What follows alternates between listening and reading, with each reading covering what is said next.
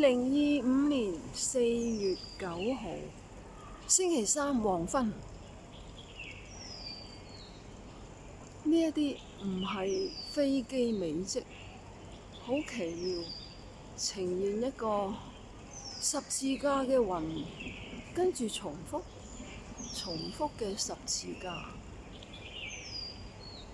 因為喺呢個嘅地方，連續2晚都分秒不差出現群鷹喺度展翅翱翔，喺度盤旋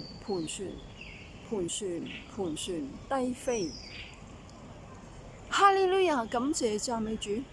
哈利路亞，哈利路亞，哈利路亞。